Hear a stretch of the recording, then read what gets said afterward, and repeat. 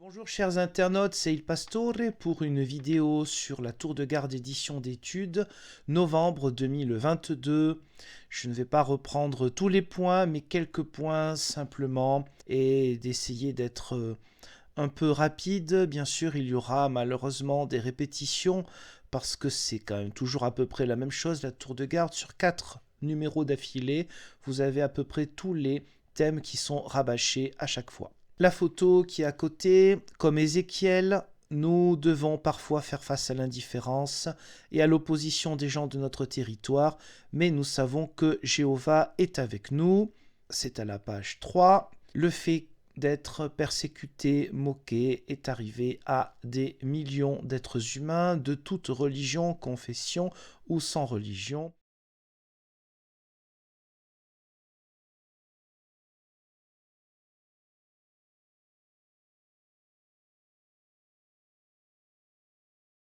C'est une manière de dire regardez, nous sommes dans la vérité. C'est détourner bien sûr les paroles de consolation et d'encouragement, notamment dans le livre de l'Apocalypse des chrétiens persécutés à l'époque, sauf que dans le contexte de persécution de l'Empire romain, il n'était pas du tout dans l'idée ou la théologie, si l'on veut, de l'Église primitive, de considérer que le monde entier était tellement affreux qu'il était le monde de Satan, qu'il ne fallait pas se mélanger avec les autres. Et puis surtout, ils étaient consolés par Dieu lui-même.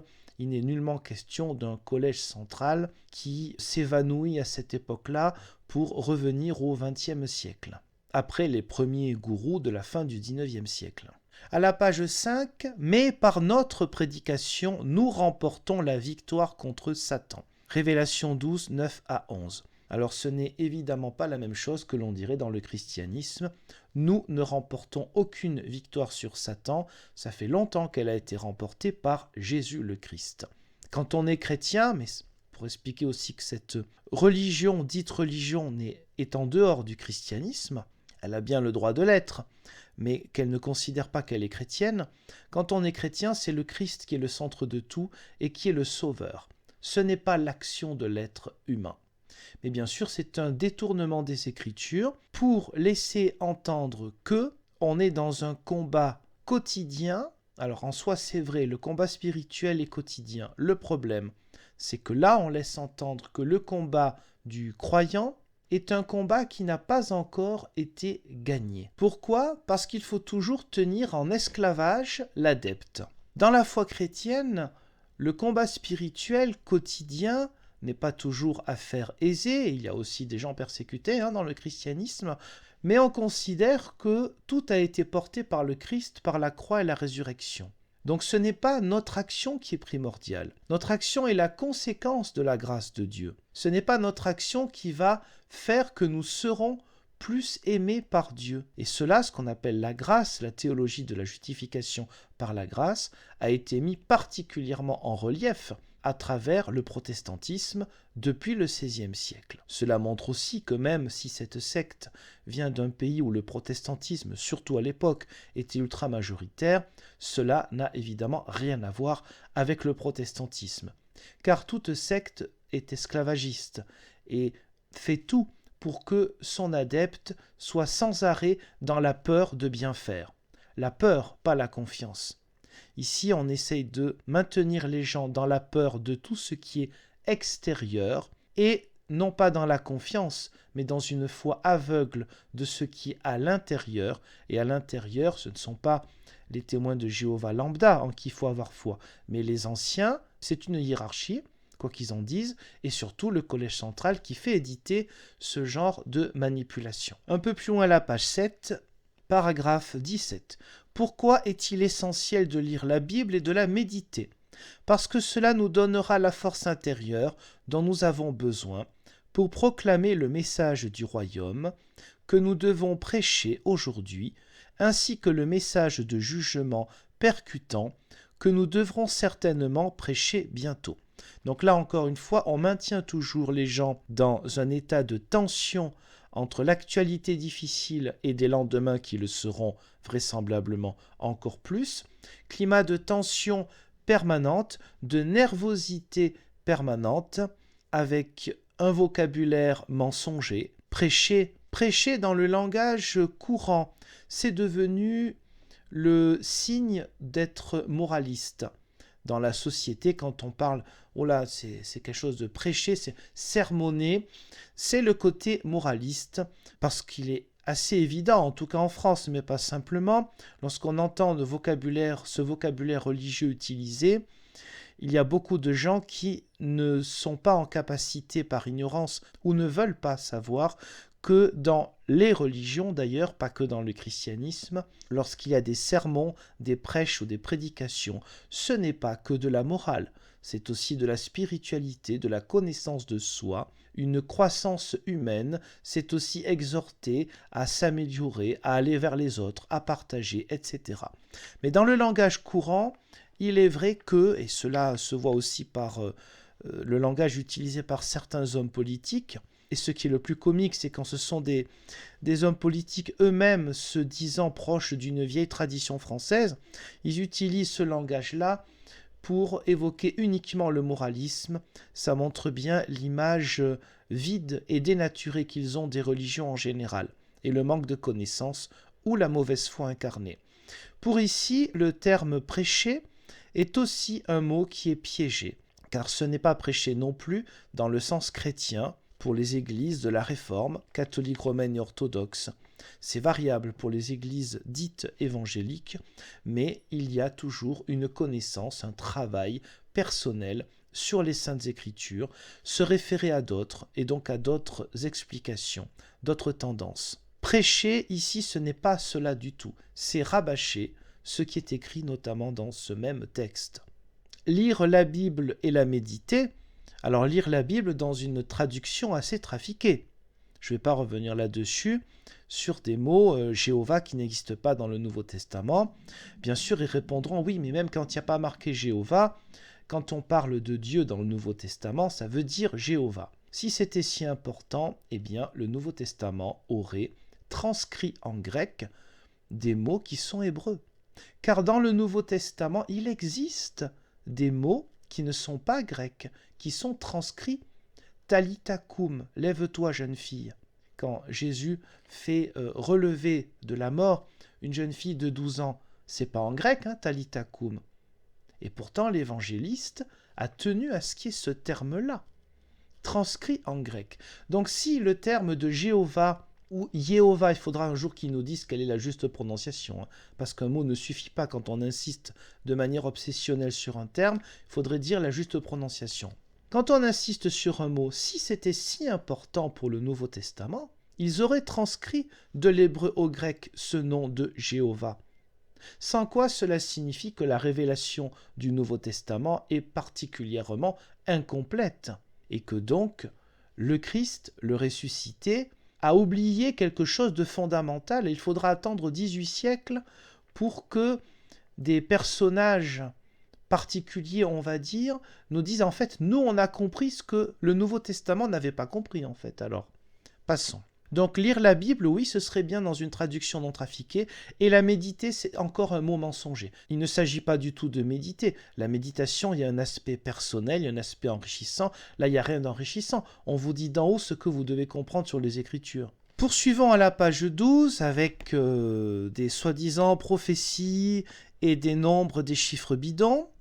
Le numéro 13, paragraphe 13, page 12, la prophétie concernant le rétablissement du culte pur se réalise-t-elle à notre époque? Tout à fait. Évidemment, il s'agit d'utiliser des versets de l'Ancien Testament qui n'ont rien à voir, bien sûr, avec les témoins de Jéhovah et qui oublient l'accomplissement fait par le Christ. Mais bon. Tout à fait. De quelle façon? Alors, depuis 1919, un jour, Dieu voulant, je préparais une vidéo sur la question des dates en reprenant de leurs anciennes publications et voir s'il n'y a pas des petites différences de temps en temps. Depuis 1919, des millions de personnes sont libérées de Babylone la Grande, qui représente l'ensemble des fausses religions.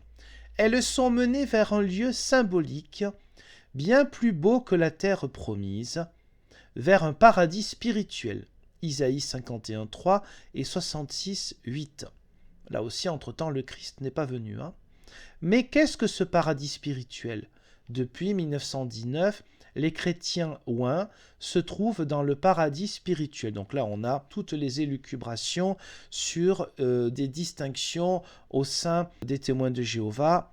Évidemment, quand le nombre a commencé à être important, il s'agissait de faire une distinction entre 144 000 de l'Apocalypse, qui n'a rien à voir, et les autres. Alors, bien sûr, les contradictions sont toujours impressionnantes, car depuis 1919, donc on comprend les témoins de Jéhovah, pas les autres, sont libérés de Babylone la Grande, qui représente l'ensemble des fausses religions. Bon, Babylone la Grande, dans l'Apocalypse, c'est Rome, c'est la tyrannie, la dictature, la corruption des mœurs, elle est aussi appelée la grande prostituée, mais évidemment une secte ne va pas prendre le contexte d'un livre biblique, mais va l'utiliser comme si c'était un vieux grimoire qui annonçait l'avenir, c'est-à-dire l'utiliser de manière païenne.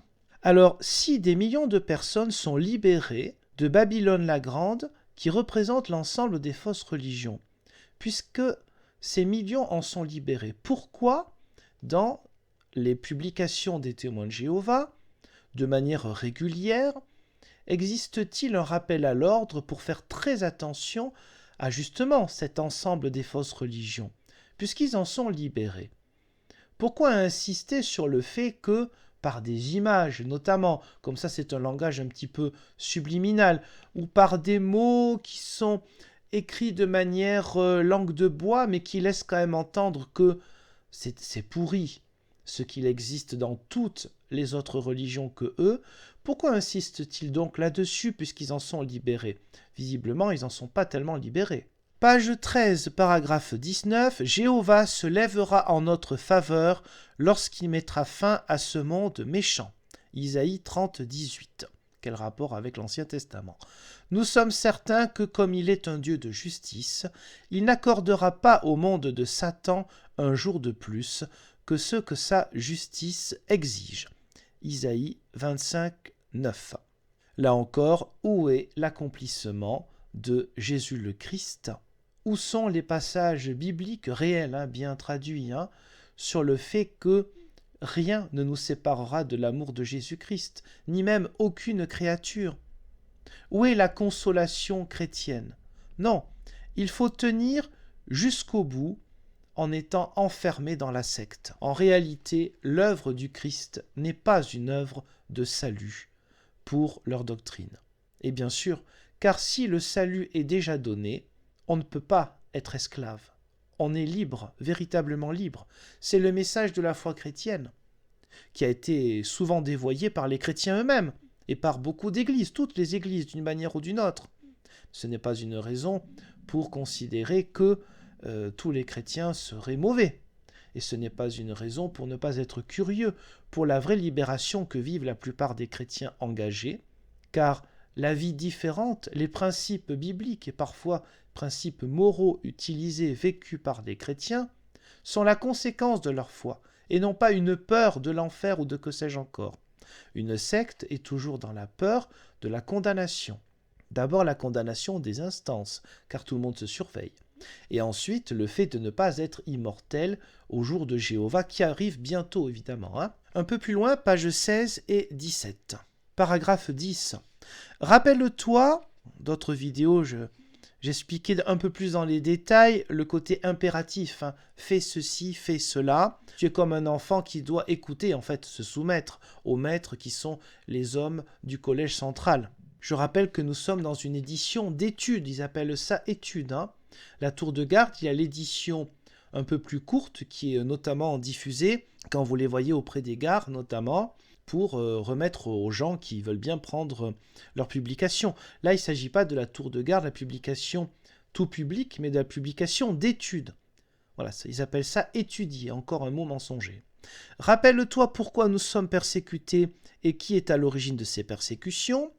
2 Timothée 3,12 explique « Tous ceux qui veulent vivre dans l'attachement à Dieu et unis à Christ Jésus seront eux aussi persécutés. » Oui, c'est vrai, on est d'accord. Il y a des persécutions de chrétiens. L'attachement à Dieu est uni à Jésus-Christ. Tout à fait. Pas uni à un collège central qui se prend pour Dieu. Ne soyons donc pas surpris que Satan prenne pour cible des frères exerçant des responsabilités. Vous me prenez vraiment pour un con? Oui. Son objectif est de briser leur intégrité et de nous faire peur. 1 Pierre 5,8. Donc là, on est toujours aussi dans le système sectaire.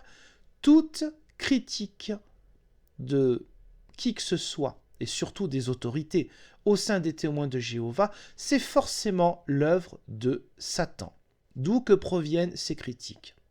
Concrètement, ça signifie que lorsque des centaines, ou peut-être même des milliers de témoins de Jéhovah ont été condamnés, je dis bien condamnés, pas accusés, en Australie, en France, aux États-Unis d'Amérique et dans bien des pays, lorsque des centaines d'anciens ont été condamnés pour pédophilie, c'est faux. C'est Satan, en fait, qui cherche à ce qu'au sein de la congrégation des témoins de Jéhovah, ils aient peur et qu'ils s'en aillent.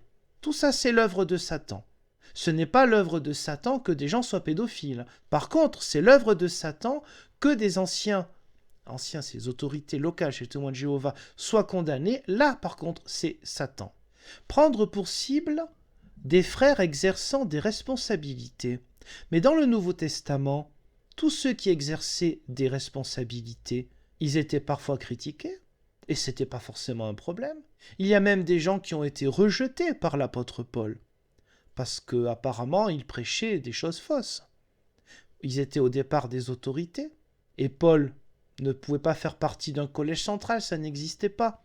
Les apôtres n'ont rien à voir avec le collège central. Lorsque Timothée est conseillé par l'apôtre Paul, il dit que ta jeunesse ne t'effraie pas, vas-y, montre qui tu es.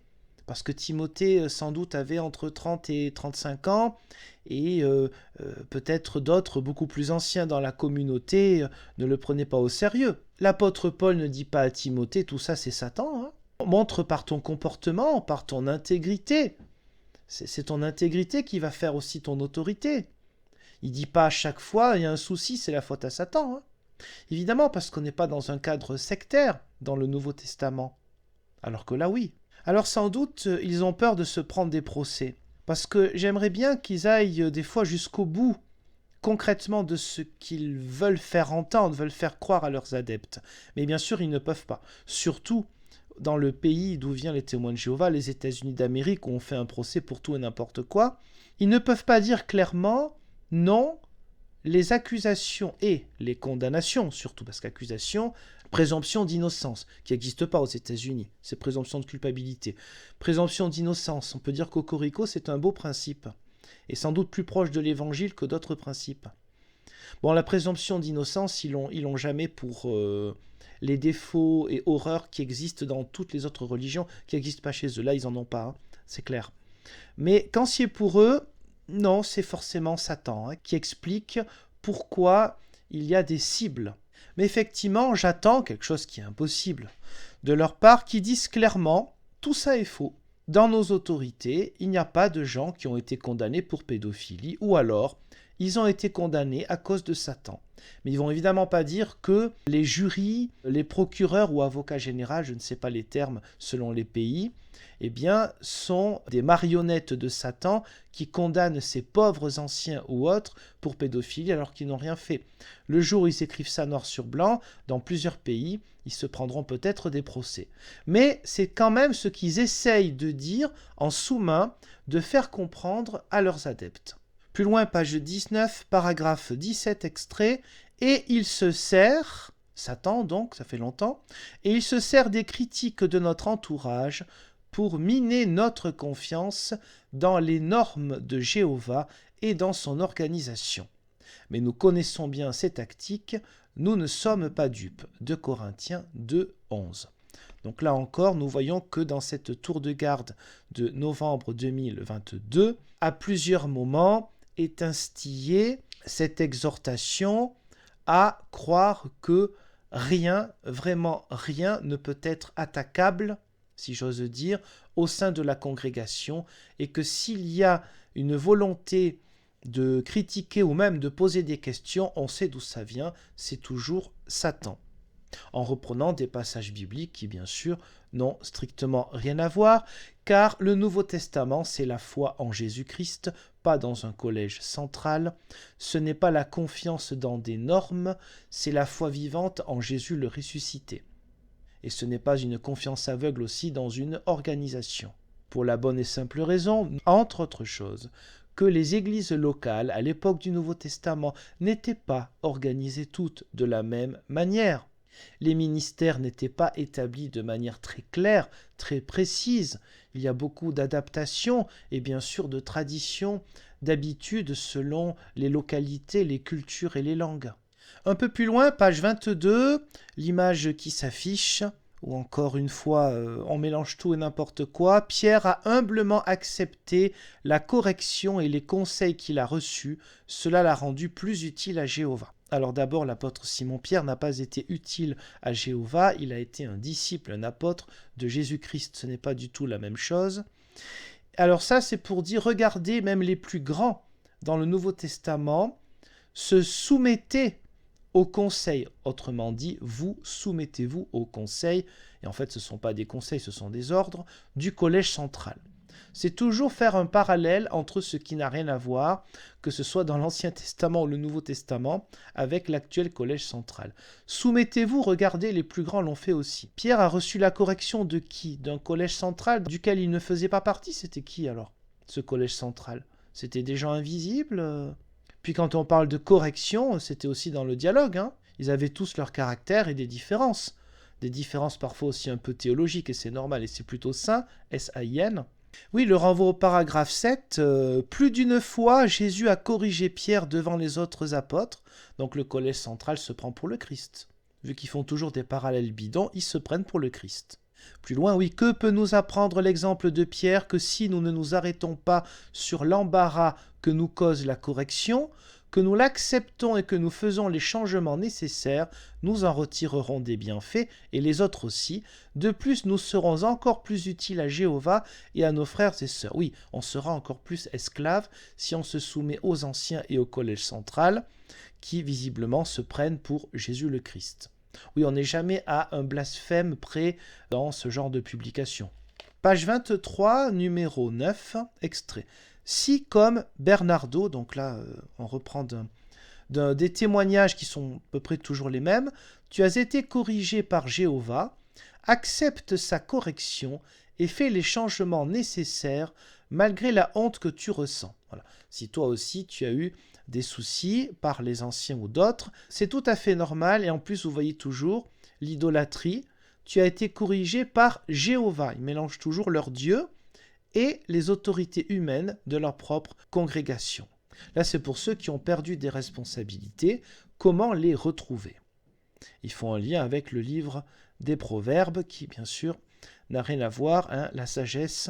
Ils mélangent la sagesse divine et l'autoritarisme et le sectarisme, l'esclavagisme d'une poignée de personnes. Avant-dernier extrait, à la page 25, paragraphe 14. Si tu soutiens les décisions qui ont été prises et que tu restes fidèlement attaché à ton Dieu et à son organisation, il te bénira. Psaume 18, 25. Chercher l'Ancien Testament avec le collège central, ça n'a pas grand-chose à voir. C'est à peu près le même genre de réflexion, si on peut appeler ça une réflexion, avec un vocabulaire beaucoup plus pauvre et une théologie de très bas niveau. C'est à peu près la même chose, donc en moins bien fait et en moins violent que l'Inquisition. En gros, c'est à peu près ça. C'est-à-dire, si tu obéis, si tu es soumis, Dieu te protégera. En gros, rétracte-toi, extirpe l'hérésie qui est en toi, c'est-à-dire le fait de ne pas vouloir obéir tout le temps, ou d'avoir trop de liens, trop d'amitié avec les gens qui sont de l'extérieur, ou des fausses religions. Extirpe cela de toi et ton Dieu va t'aimer encore plus, il va te pardonner, parce que là tu n'étais pas dans le droit chemin. Alors évidemment, sans les bûchers, sans la prison ou sans les tortures, par contre une torture intérieure, d'être dans une nervosité quotidienne, cela se ressent d'ailleurs, pas simplement le fond, mais la forme des commentaires, parce que le fond, c'est toujours le rabâchage en réalité, des commentaires que l'on peut recevoir, que je peux recevoir après la publication de ces vidéos, et que je mets de côté peut-être pour faire un jour une petite réponse ou une petite typologie des commentaires. Ce qui est commun, l'une des choses qui sont communes à ces commentaires souvent robotiques, c'est la grande nervosité. On voit que ce n'est pas évidemment la paix intérieure qu'ont trouvé malheureusement ces personnes-là, mais une grande nervosité entre l'impossibilité, car un être humain a toujours des forces de liberté intérieure, l'impossibilité de se soumettre totalement à ce qui leur vient d'en haut, la contradiction entre les mots qui sont utilisés et la réalité de ceux qui vivent chaque jour. Pour la foi chrétienne, bien qu'il y ait évidemment des différences selon les églises, c'est la bénédiction de Dieu qui impulse cette paix intérieure, cette joie, et la bénédiction de Dieu n'est pas la conséquence de la soumission à une autorité ecclésiale. Ce genre de pensée est une pensée particulièrement tyrannique. Terminons avec la page 31, avec ce qui devrait être l'un des nombreux signes de la vaste supercherie que constitue la doctrine des témoins de Jéhovah, signes qui sont devant leurs yeux, si j'ose dire, mais qui ne doivent pas regarder, interpréter, comprendre, puisqu'il faut se soumettre. Astérisque, page 31. En 1992, le professeur Edwin Yamoshi a publié un article dans lequel il mentionne 10 noms qui figurent à la fois dans les textes de Persépolis et dans le livre d'Esther. Donc, question habituelle, pourquoi n'existe-t-il pas au sein du Collège central, et peut-être ailleurs au sein de la congrégation des témoins de Jéhovah, des personnes qui soient comme ce professeur, des spécialistes des langues anciennes? Pourquoi se soumettre à des gens qui visiblement ne connaissent pas leur sujet, mais disent qu'ils ont reçu autorité, pouvoir, pour te dire ce que tu dois faire? Deuxièmement, pourquoi utiliser les travaux de quelqu'un qui fait partie du monde de Satan, puisqu'il n'est pas témoin de Jéhovah, ce professeur? Troisièmement, n'y a-t-il pas contradiction entre dire à peu près chaque 3 ou 4 tours de garde au détour d'un article « Attention, ne faites pas trop d'études parce que les gens qui veulent faire de grandes études, c'est pour l'appât du gain, ils ont pour volonté de devenir trop riches ». Pourquoi utiliser quelqu'un qui donc visiblement a fait ce que vous ne demandez pas à vos propres adeptes, puisque cet homme-là a fait des études exceptionnelles? Donc, donnez en exemple quelqu'un qui fait l'exact opposé de ce que on vous demande, devrait poser quelques questions quand même. Bon, la réalité bien sûr, c'est qu'ils ont besoin, sous des aspects sérieux, de temps en temps, de faire référence à quelque chose de haut niveau pour dire « Regardez, on ne vous raconte pas n'importe quoi ». Je ne vois que ça comme explication. Parce que dire « Regardez ce que dit quelqu'un qui est dans le monde de Satan, donc écoutez-le ». Tu me vois comme un couscous. Pourtant, on n'est pas censé écouter les gens du monde de Satan. Bon. Passons, mais c'est à peu près chaque 3 ou 4 tours de garde qu'on fait le tour sur ces contradictions et ces petits signes quand même, parce qu'ils ne peuvent pas faire autrement visiblement, qu'on se moque de vous pour pas dire autre chose. Merci pour le visionnage de cette vidéo et je vous donne rendez-vous, Dieu voulant, pour d'autres. Au revoir.